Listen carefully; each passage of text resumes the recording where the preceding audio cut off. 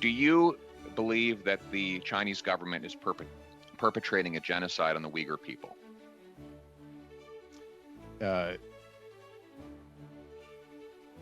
Put shareholder profits aside and just focus on humanity here for a moment. In September, I would add, sorry, you seem to be dodging the question. I don't know what you're hiding there. Since September, you can do so. Your company can, your company can reject the subsidies and offer to charge the market rate, which is 6 cents, instead of the subsidized rate, which is about 15 cents per kilowatt hour.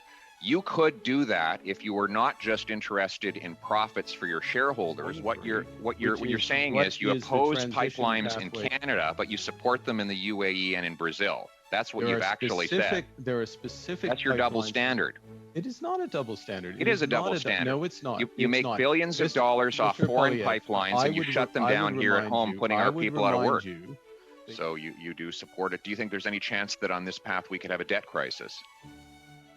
I think for Canada, no. Canada's situation is very strong. Part of a company that could potentially make financial gains from the massive subsidies and other government policies that you've profited from at a provincial level. Have you checked with the lobbying Madam Chair, point of order. Whether you should Madam be, Chair, point of order. We have. Did you register to over lobby? my career, I'm normally Did you register to lobby? Answer the question. Madam Chair, did you register to point lobby? of order.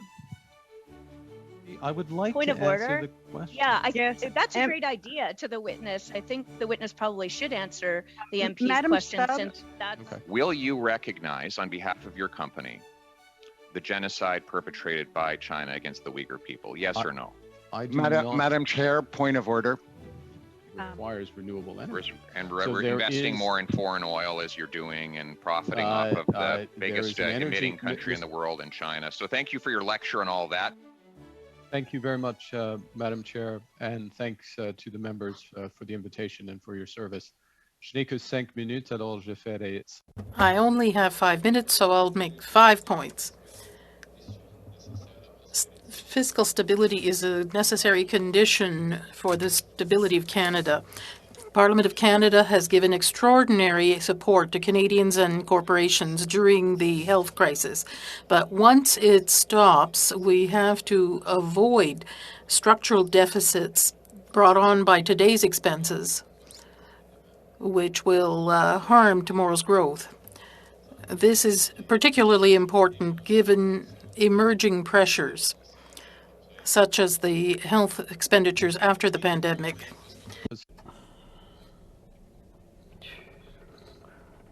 That boost the long-term productive capacity of the economy. To help ensure the government's direct federal spending to the highest returns, capital investments should be subject to independent assessments of their long-term payback by the Parliamentary Budget Office.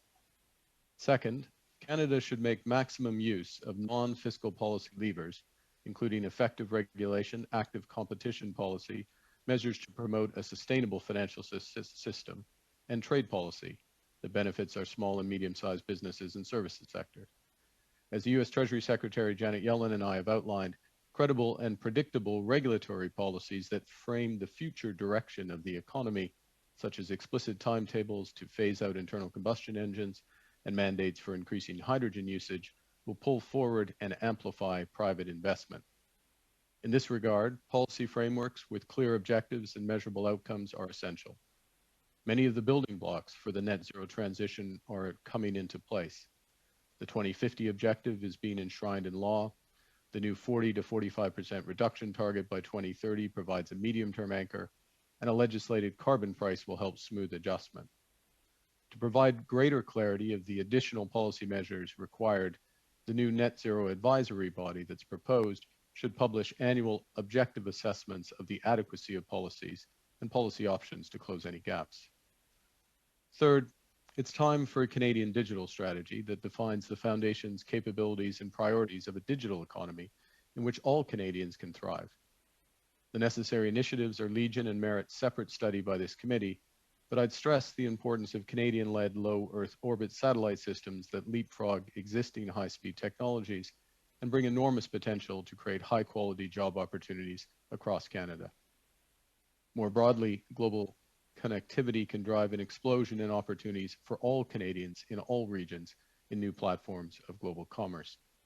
With integrated trade, digital, and financial strategies, Canadians in all regions can benefit from freer trade and services and for SMEs. Fourth, we need clear pathways for a just and prosperous energy transition.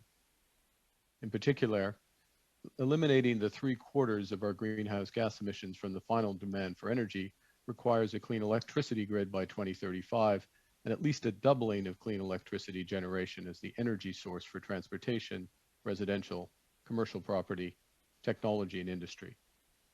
To these ends, the federal government should work with the provinces on complementary initiatives, including federal support for new grid interties, for domestic resilience, and international exports. More broadly, the scale of the energy transition and the imperatives of regional solidarity support the reinvestment of the proceeds from the energies of today into the energies of the future, including blue hydrogen, green hydrogen, and small nuclear reactors, as well as essential supporting technologies such as CCUS, DACs, and battery storage. The development of both the Canadian energy industry and the jobs of the future can be accelerated by refundable investment tax credits for a wide range of emerging low-emission technologies, including but not limited to CCUS and green hydrogen, and contracts for differences that promote demand for hydrogen, as well as targeted regulatory mandates, including for zero-emission vehicles and fuels. Fifth, it's imperative to build a new financial system to enable the transition to net zero and ensure greater inclusion, better service, and wider opportunities for Canadians. The objective of the COP26 private finance strategy is to put in place the information, tools, and markets so that every financial decision takes climate change into account. The essential building blocks include mandatory risk disclosure based on the TCFD, net zero plans of our major financial institutions consistent with GFANZ, methodologies to align financing portfolios with net zero transition, and major new markets for blended finance and for carbon offsets. Particular markets for nature-based solutions can complement absolute emissions reductions while providing major opportunities for Indigenous Canadians. I'll refer to the supporting document and thank you for this opportunity. Thank you very much, Mr. Carney. Thank you, Madam Chair. Mr. Carney, thank you for appearing. Instead of increasing affordable emissions-free hydroelectricity, the former Ontario Liberal government decided to lock in 20-year price subsidies to multinational power companies for less reliable wind and solar power. Ontario's financial accountability officer said last week the prices paid to electricity generators under the green energy contracts are significantly higher than the average price of electricity in Ontario.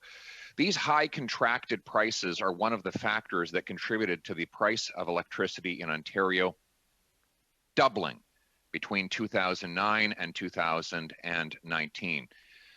Is your company or any of its subsidiaries receiving payment under any of these contracts? First off, thank you for the question, Mr. Poilievre. I do not have knowledge of that. I can write back to the committee on it, but I honestly, I don't know the answer. All right. You are the vice president responsible for environmental, social, and governance, and this is supposedly to be specific, Mr. Poilievre, my responsibilities are for developing an impact strategy, which is a new strategy at Brookfield. I'm not responsible for previous activities, although Brookfield has much to recommend as a great Canadian company that has built renewable power. Thank you for that. Well, the Financial Post says that Brookfield Renewable Energy, Enbridge, and TransAlta alone account for 38% of these subsidies. These subsidies are massive. They amount to 150% subsidy for wind, 750% for solar. That drives up the cost of energy for everyday people. According to the Ontario Association of Food Banks, in a report on the subject, has created something called energy poverty. One victim of this social injustice was Sherry Selena, a disabled single mother from Perth who's suffering with depression, anxiety, PTSD, type 2 diabetes, and chronic pain from a car accident. Her bill rose to $309 a month despite conserving electricity. I want to quote her. "My house is heated by wood and propane. My son requires a BPAP machine for his severe obstructive sleep apnea syndrome," end quote. Mr. Carney, she was terrified that the Liberal government was going to disconnect her power because she couldn't pay the bills. that rose to subsidize the profits of multinational corporations like yours. I guess the question is very simple. Because you are in charge of impact investing, would you commit on behalf of Brookfield that your company will no longer accept these unjust subsidies that are driving people in Ontario into poverty and desperation? Well, first thing, Mr. Poilievre, is the energy policy of Ontario is the responsibility of the government of Ontario. It has been put in place. And part of that energy policy, as you know, has been to diversify energy sources. And I'd associate myself with the comments of Mr. Bradley moments ago about the important role that electricity and the broad range of electricity sources are going to play in Ontario and Canada's transition to a more sustainable and inclusive economy. But my question was, would you commit today to reject those subsidies? You can do so. Your company can. Your company can reject the subsidies and offer to charge the market rate, which is 6 cents, instead of the subsidized rate, which is about 15 cents per kilowatt hour. You could do that if you were not just interested in profits for your shareholders, but if you were interested in solidarity with people like Miss Salinas. So yes or no, would you commit today to doing that? Mr. Poilievre, the power supply in Ontario is subject to rules that are set. One of the most important things, and I'll go back to my earlier comments to the committee, which is in order to build a competitive economy, an inclusive economy, a sustainable economy, and that on a foundation of sustainable power, it is critical that we have certainty and predictability. And so part of what happens with the evolution, and we are talking, but you're not answering my question. You're not answering my question. My question was whether you would put aside your the interests of your profits and your shareholders to put poor people who are going to the food bank because they can't pay their power bills, and they're using that money to subsidize your company. If you really believe in solidarity and not just profiting your shareholders, you could voluntarily reduce what you're charging to the government and the people of Ontario and save people from the necessity of going to the food bank to keep the lights on. So yes or no, will you do that? Mr. Poilievre, before you stop to my answer, you're giving one characterization of the power policy of the government of Ontario, and there is a new government of Ontario, I would add, that also has ability to change a broad range of policies. It's a locked-in contract for 20 years. It is a locked-in contract. Yeah, there you go. So you knew that much. You knew that much. And a relevant point. No, I'm just waiting for you to acknowledge it. I appreciate your acknowledging it. What's also relevant, and it's exceptionally important for Ms. Salinas and people in her situation, and one of the tragedies we have in Ontario and in Canada is people living in poverty. Now, the instrument of solidarity to address poverty, broader poverty, is not targeted energy policy, but it is a broader range of support policies. The solution is for you to stop ripping people off by overcharging them for electricity. Mr. Poilievre, that is your time, and may I gently remind you not to talk over each other so that the interpreter. Your company and your company alone, Mr. Carney, has the legal authority to reject the subsidies that have doubled power bills on poor and working class Ontarians. Simple yes or no question. Will you turn down those subsidies to give Ontario's poor a break? Just a yes or no. Mr. Poilievre, as you said moments ago, there are contracts put in place between the Ontario government and players in the Ontario power market that are providing electricity for Ontarians. Overcharging, yes or no? And so both sides of those contracts are honored. Yes or no? Mr. Poilievre, may I ask you to not speak over the witness? I can't hear the answer, and therefore the interpreters can. Point of order, Madam Chair. What is the point of order? Point of order is that the rule is that the answer mustn't exceed the length of the question. Mr. Carney's had that length. He hasn't answered the question. Can we move on? That is not actually the rule, but I will let you answer your question. Thank you. Thank you. So I guess we're not going to get an answer. It looks like that you and your company will continue to profit off the backs of poor and working class Ontarians by taking these massive government subsidies that you wrote into a contract under your previous Liberal government. Moving to the first point of your presentation, on fiscal sustainability. Do you support Mr. Trudeau's structural deficits? As I said in my presentation, we should avoid structural deficits. So I make a distinction, as I believe you do, between the support that is provided during the COVID emergency and once we emerge from this situation, avoiding having deficits being driven by current spending that, as I said in my presentation, does not grow the economy in the future. So is the current government on a sustainable fiscal path? Yes in my judgment, it is on a sustainable fiscal path because the deficit by the end of year 5 is largely driven, in fact, from what I can tell, is driven by those growth promoting measures, yes. So you do support it. Do you think there's any chance that on this path we could have a debt crisis? I think for Canada, no. Canada's situation is very strong. We must use, though, if I may add, we must use our fiscal resources very wisely and particularly with respect to the point of this committee's inquiry to effect for the type of proposals that have been discussed by colleagues. Have you advised any ministers in the government, their staff or deputy ministers since September? Advised. I have been asked questions from time to time by ministers and deputies, yes. About climate finance? Have you talked to them about that? I have talked to some ministers about climate finance. I would remind, if I would, September?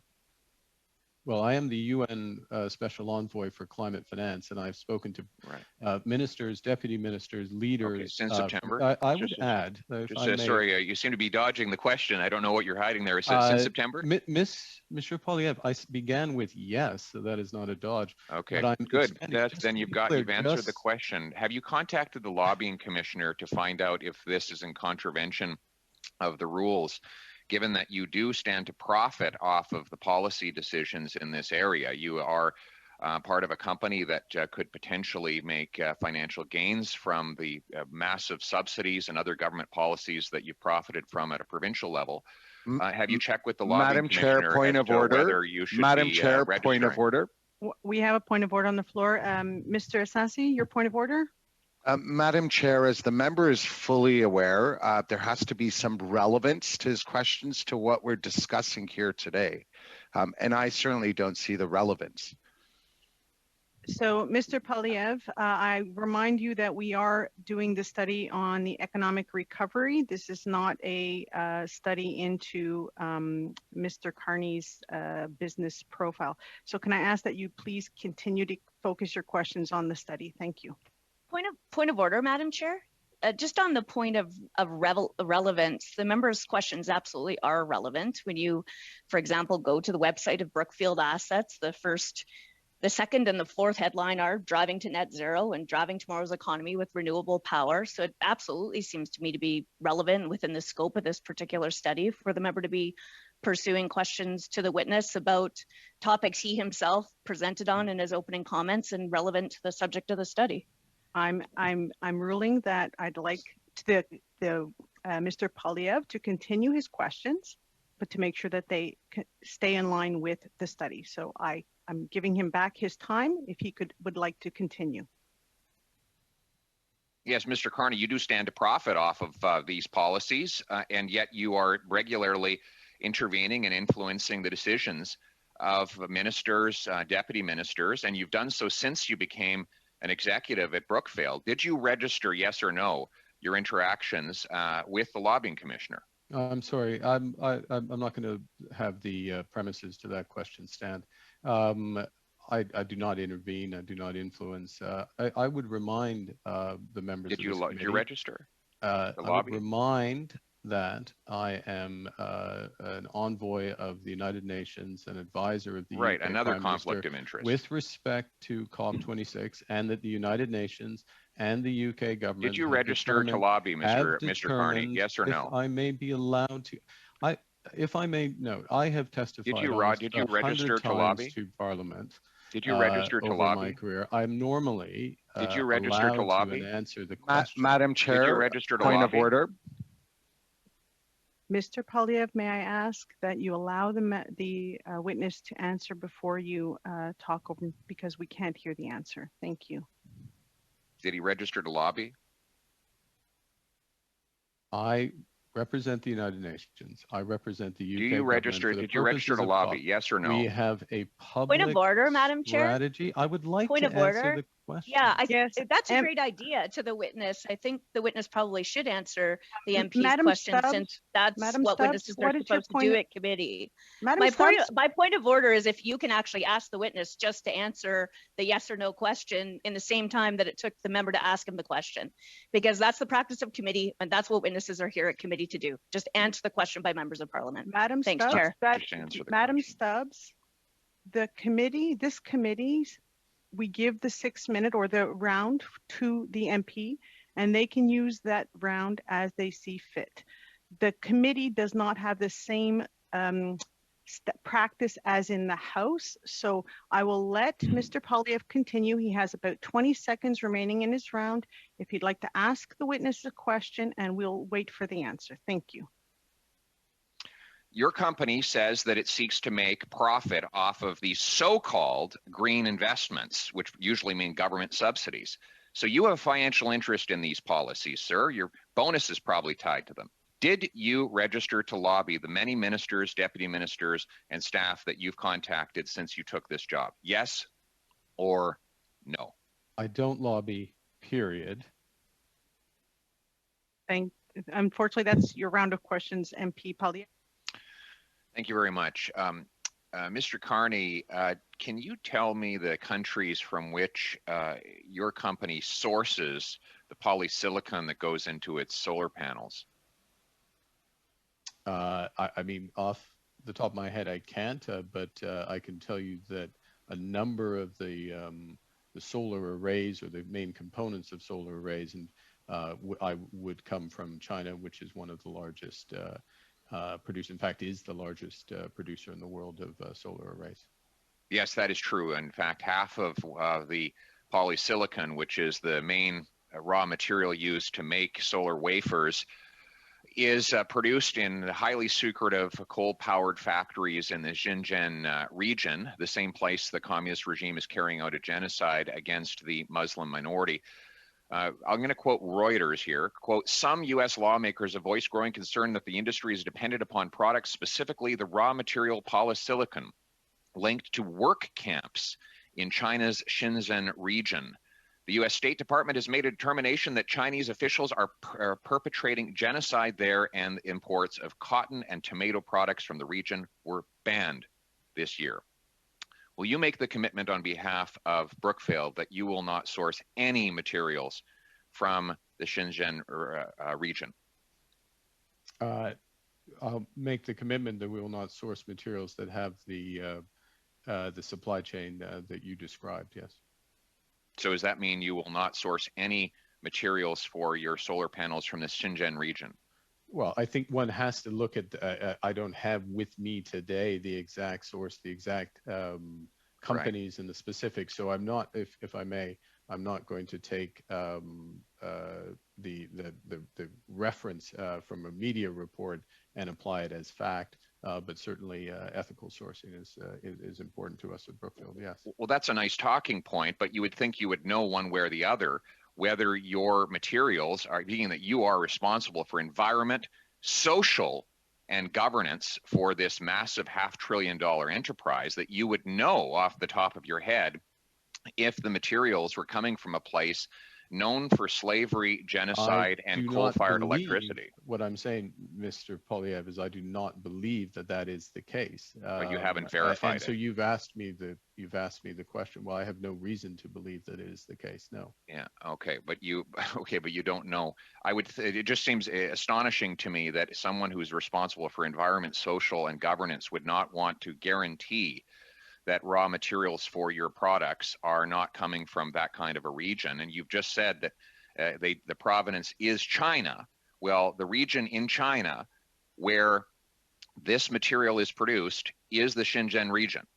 So I'm just shocked that you haven't looked into this. It seems like you're concerned more with shareholder profits than you are with human rights and social justice.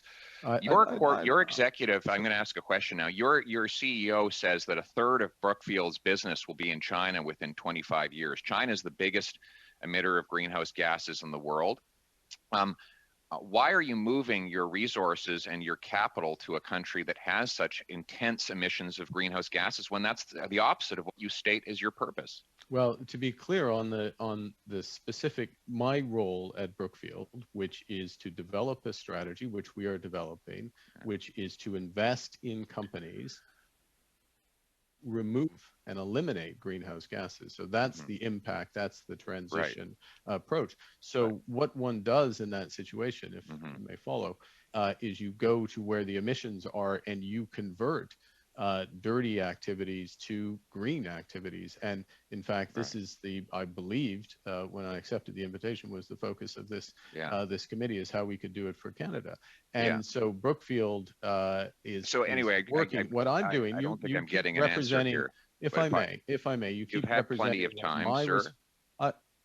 May I please go on to my next question? Well, actually, I wouldn't mind, rather than having your characterization of what I do, being allowed to give what I do, the facts of what I do and what my responsibilities are. And my responsibilities at Brookfield are developing a transition fund, which we think will be world leading, which is to help. And I'm commenting on the impact that has on human rights around the world, sir. That's the point. And so I'll conclude greenhouse gas emissions. A final question, an ethical way. Thank you. Do you believe that the Chinese government is perpetrating a genocide on the Uyghur people?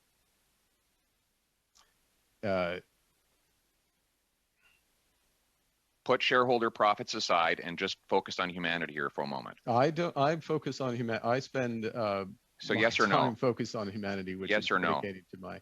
Yes or no? I'm deeply concerned by the situation and with the. Yes or no? Thank you very much, Mr. Poilievre. Unfortunately, shareholders first. Protecting the profits over the people. Thank you very much, Mr. Poilievre. Our next round of questioning goes to MP. I just want to make sure we're not dealing with more hypocritical window dressing here. Mr. Carney, it would cost your shareholders for you to recognize the Chinese genocide of the Uyghur people, because you're planning to move a third of your company's $500 billion portfolio to that country. But it would be the right thing to do. And it would be a courageous thing to do. So well, yes or no? No, you don't interrupt my question. I haven't asked it yet. Okay. Will you recognize on behalf of your company the genocide perpetrated by China against the Uyghur people? Yes or no? Madam Chair, point of order. One moment, I'll stop the clock. Yes, Mr. Assassi, what is your point of order? Madam Chair, as the member is fully aware, questions have to, first of all, not be repetitive. Secondly, they have to be relevant to the study that is before genocide is this not relevant. Committee. First, lobbying rules were not relevant. Mr. Poilievre, I am trying to hear the point of order. Can you please hold one moment, please? Mr. Assassi, you have the floor. All of the members are fully aware that the topic of this study before us today is economic recovery. And yet, the member continues to ask repetitive questions that have nothing to do with economic recovery that Canadians are looking forward to. So I would please ask the member to refrain from continuing to ask questions that really do not fall within the ambit of today's study. Point of order, Madam Chair. Yes, Madam Stubbs, I'm about to rule on this point of order. Great. Is it with relation to this point of order? It is. Go ahead. So the name of the motion of the study says supporting industries in their transition to greener and more sustainable practices, talks about innovation initiatives. That's exactly the kind of things that Brookfield Assets is invested in. It's exactly the reason why Mr. Carney is here to address the committee. The MP Poilievre is clearly asking questions related to Brookfield's asset management, which has investments in this exact area, which is the topic of the study, and where Brookfield Asset Management is invested, it is quite clearly relevant. And it seems to me that an accepted practice additionally in committee is that witnesses don't necessarily determine the topic or the questions it is that they want to answer. Since you yourself has said that the time belongs to the member of parliament, I think the member of parliament should be allowed to use his time accordingly, and the witness should be compelled to answer his questions. Thanks, Chair. So thank you very much for your point. I see MP Massey on the same point of order. Go ahead. Real quickly, Madam Chair. Our most recent trade agreement with the United States, which has been upheld by the Deputy Prime Minister as being kind of a template for future agreements, includes labor and environmental provisions. That's with the United States.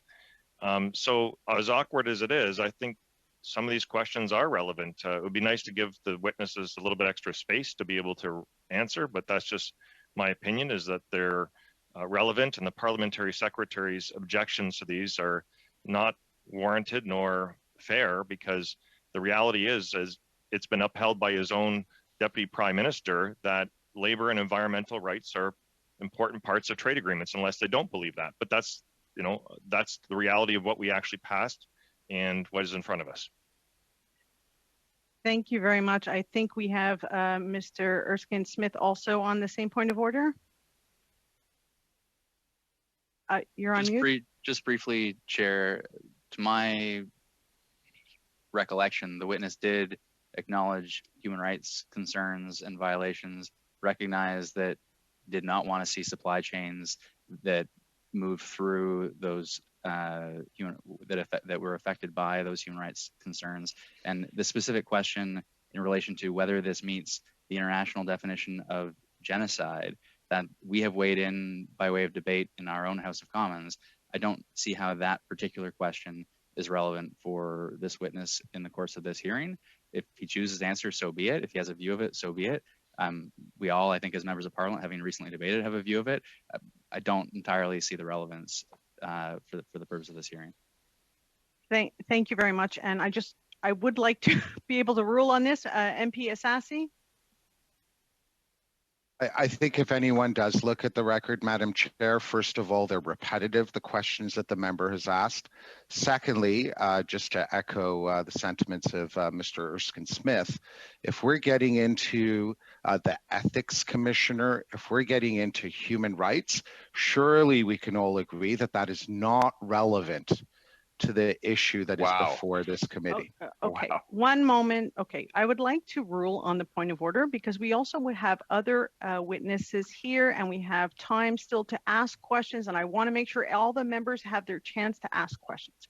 With respect to the specific question that was posed by MP Poilievre, I believe the witness has already answered it, as has indicated by Mr. Erskine-Smith. I will ask that we remain on topic. You still have a few minutes left in your intervention. The question on whether or not the situation is genocide is not relevant to the study at hand. However, I will ask MP Poilievre to point continue. Of order, I'm ruling yes, Mr. Poilievre. Well, it is relevant because the investments that Mr. Carney is bragging about in China do support the regime that is carrying out the genocide. So if we're going to have a just recovery, build back better, then we have to, and create solidarity, which Mr. Carney has spoken about today, then we have to know what his position is on this subject. So, so it is relevant. Mr. Poilievre, I've ruled that the question of what we are not studying whether this is genocide or not. We are studying economic recovery. Right. So I'm going to ask you, for the sake of the other MPs here on committee who want to have their time as well, could I ask you to please continue your questions of the witness and please make sure they are relevant to the study. Thank you. Thank you very much. Well, they can bubble wrap the witness all they want, but these are serious questions to which Canadians deserve answers. I'll move on to another one because Mr. Carney refused to answer the last one. Do you support the Prime Minister's decision to veto the Northern Gateway pipeline, Mr. Carney? I understand the veto of the Northern Gateway pipeline. You support it? given both environmental and commercial reasons. Do you support it? I think it was sensible. I wasn't involved in the decision, but I think it was the right decision. And yet your company has invested billions of dollars in oil companies in both Brazil and the UAE to buy pipelines. You bought billions of dollars of pipelines as a company in the last 5 years. Do you support those investments? Mr. Poilievre, there is a global energy system, and one of the issues, I'm trying to explain a bit of how the economy works. One of the Thank issues, you so much. Well, it may help. One of the issues for this committee in thinking about a sustainable transition. Do you support it? Where is Canada's role in those as energy transitions from fossil fuels to renewables? And in different jurisdictions, into different geography, it matters. It matters, and this is a fundamental point. Yeah. No, I'm sorry. This is a fundamental. You're You've finally getting to a point you've exceeded that the is time. relevant to this committee's inquiry. What you're saying is you oppose pipelines in Canada, but you support them in the UAE and in Brazil. That's what you've actually said. There are specific. That's your double standard. It is not a double standard. It is a double standard. No, it's not. You make billions of dollars off foreign pipelines, and you shut them down here at home, putting our people out of work. That you are a representative of the Canadian people, and one of your responsibilities, including at this committee, is to fight for Canadian jobs, and not foreign jobs like you. Exactly, to fight for Canadian jobs, and the types of Canadian jobs that are durable and are going to move forward. Right. I grew up in Alberta. I know the innovative nature of that. Well, go try to give that answer back in Alberta, because I grew up there too, and I can tell you the people. I can tell you the people of Alberta would be ashamed with the answer you just gave. That you would give billions of dollars to foreign pipelines while not allowing Canadians to build pipelines here at home. That is the kind of elite Davos hypocrisy. Could I please, Madam Chair, this is really unbecoming of a member to badger any witness. This is really, truly unacceptable. So thank you, Mr. Carney. You've just said you support your leader's decision to kill a Western Canadian pipeline that ships the most ethical product in the world. Yet you also support your company's decision to invest billions of dollars in foreign pipelines in Brazil and in the UAE. It's clear that this is not about the environment. If it were, you'd be consistent and you'd oppose fossil fuels everywhere. But you're happy to profit off of foreign fossil fuel companies while killing jobs among our own people. How do you address that flagrant hypocrisy? It smacks of the Davos elite at its worst. Okay. First thing, absolutely, I support Canadian jobs, and I support Canadian jobs today and tomorrow. And in order to have those jobs tomorrow, what we need and what this committee can contribute is an energy transition. The Canadian fossil fuels, Canadian companies will play an essential role. Brookfield itself is heavily invested in Canada, including in energy infrastructure for fossil fuels, but it's also, and we connect collectively as Canadians, and we look to our parliament to support this, need to be putting in place the energies and industries of the future. That means carbon capture and storage. That means blue hydrogen, and both of which are absolutely essential for Canadian jobs in my home province of Alberta, and that's where the future lies. Now, we need to have the overall picture, which is why, and I'll finish with this, Chair, I emphasize the clear pathways, walking back from that, not jumping on specifics, and not seeing the bigger picture, nor providing the support that Canadians deserve. Is there anything that you can point to that you think the current federal government is doing wrong? An example. Well, I think in my opening comments, I would say that I would reinforce the measures that the government is doing or is proposed in C12. In the interest of your time, I won't go into further detail on that, but that is one example that's directly relevant to this. Secondly, but you can't think of anything that they've done wrong. Well, so it's just a very short question. Well, I'm giving an answer, if I may. The second thing I would do is I would recommend that the government does and Parliament does, is that for the investment tax credits that are rightly, as my understanding in the budget, address carbon capture and storage, and green hydrogen, I would expand the application of that to at least all 43.1, all technologies under 43.1, the tax code, and I would review that basket and expand it. So it depends on your definition of wrong. I mean, I think that more can be done. And can I ask you a question about your windmills? You boasted a lot about the windmills that Brookfield has. How many birds have those windmills killed? I have no idea.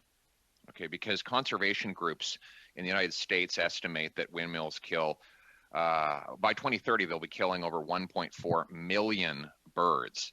And that in 2012, they killed over 500,000 birds. Is that at all, does that bother you at all? Or do you think that's just the price of doing business and turning over a profit to your shareholders? One of the things, Mr. Poilievre, is perhaps unlike you, I accept that climate change is real. And I'm aware that over the course of my lifetime, your lifetime, 70% of the mammals on Earth have and species have been reduced. That we are in the sixth. We're talking about the sixth mass extinction, and the issue to address it requires renewable energy. And investing more in foreign oil as you're doing, and profiting off of the biggest emitting country in the world, in China. So thank you for your lecture and all that. But it's been pretty clear through your testimony today, if I could, that whether it's your refusal to commit to turning down these massive and unjustifiable subsidies in Ontario that have driven people into poverty and people to the food bank, whether it's your refusal to recognize the genocide in China against the Uyghurs for fear that you would lose out on business in that country, whether it's your false statement that your company is net zero when it's not net zero, or whether it is your decision to continue profiting off of foreign petroleum investments in the Middle East, in Latin America, while opposing our energy workers here at home, that your talk is really more hypocritical window dressing than it is actually environmental, social, and governance. And so, when we see people who come here with their big salaries and lecture working class people about why they should pay more for energy and have less jobs in energy in the resource sector, while you are protected and your company makes a fortune off of it, can you understand why people are just a little bit suspicious of the motives? Mr. Poilievre, there's limited time to correct all the falsehoods in that, the premise of the statement, but let me go through. First, I was clear about the contribution of Brookfield, which is absolutely enormous to renewable energy, including in this country. Is it net zero? The equivalent, as I said, it is the only major asset manager that is on the path to net zero. Is it net zero now, as you said? You claimed it was net zero. Mr. Poilievre, may you let please? Sure. The commitment to ethically sourced and vendor management. I am committed. I'm absolutely committed to supporting, first, recognizing that there's an energy transition. Second, recognizing that by doing so, we can create huge jobs, huge opportunities across the energy sector. That thirdly, that isn't just going to happen. If we bicker and fight and debate, but don't move to actual policies, actual measures, we are not going to get Canadians the jobs and the futures that they deserve. We are not going to preserve our natural heritage. We are not going to address climate change. We are not going to have a stronger and more inclusive economy. I came here with a series of proposals. You have asked nothing about any of those proposals. You've betrayed no interest in any of the issues that will actually create a more sustainable future for other Canadians. You betrayed no interest in any of the comments of the experts and the entrepreneurs that came to this committee. We need more focus on solutions, Mr. Poilievre. Thank you very much. Unfortunately, that's the